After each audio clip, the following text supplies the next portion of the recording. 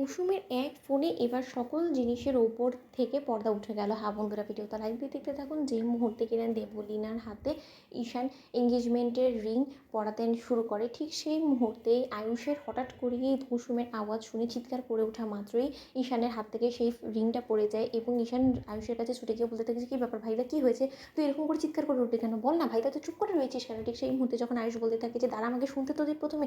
ঠিক সেই মুহূর্তে যখন ঈশান আয়ুষের কাছ থেকে ফোনটা কেড়ে নিয়ে ফোনটাকে স্পিকারে রেখে দেয়, ঠিক সেই মুহূর্তে কুসুম বলতে থাকে যে আয়ুষবাবু, আমি অনেক বড় বিপদে পড়ে গিয়েছি। এই সঞ্জয় বাবু নামক একটা অসুর আমার জীবনে আমার সর্বনাশ করার চেষ্টা করছে এবং সে কোনোভাবেই আমাকে এখান থেকে বেরোতে দেবে না। আমিও অনেক বড় একটা চক্রান্তের শিকার হয়ে গিয়েছি। সে আমার শ্রোতাহানি করার চেষ্টা করছে।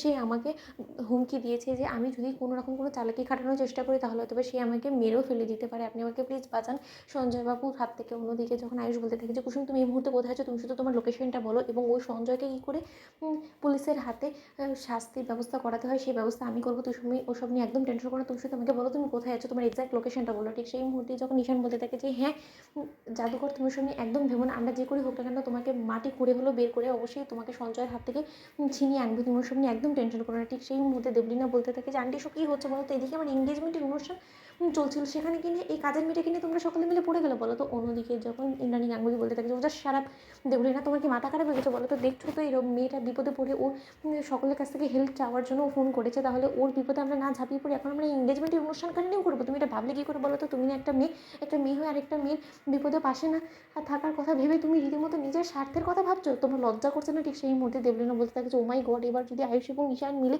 কুসুমকে বাঁচানোর জন্য ছুটে যায় তাহলে আমি কী করবো। যে করেই হোক না কেন আমাকে সঞ্জয়কে এই বিষয়ে সাবধান করতে হবে, কারণ সঞ্জয় যদি একবার ধরা পড়ে যায় তাহলে তো ইন্দ্রাণী গাঙ্গুলির শাস্তির হাত থেকে কেউ রক্ষা পাবে না, ও ইন্দ্রাণী গাঙ্গুলি কাউকে রক্ষা দিবে না। অন্যদিকে যখন ইন্দ্রাণী গাঙ্গুলি বলতে থাকে যে যদি কুসুমের কোনো একটা ক্ষতি হয় তাহলে এই সঞ্জয় এবং ওর গোটা ফ্যামিলিটাকে আমি শেষ করে দেবো। এই আমি বলে রাখলাম, কুসুমের সঙ্গে হওয়া এই অমানবিক আচরণের জন্য যে বা যারা দায়ী এবং এই গোটা চক্রান্তের পেছনে আসল মূলে কে ছিল সেই সকল কিছু সুষ্ঠু তদন্ত হওয়া মাত্রই যদি সেই আসল অপরাধীটা আমার সামনে এসে হাজির হয়, তারপরে যে তার কী অবস্থা আমি করবো সেটা হয়তো বা সে কল্পনাও করতে পারছে না। তার গোটা জীবনটা আমি রীতিমতো বরবাদ করে ছেড়ে দেবো।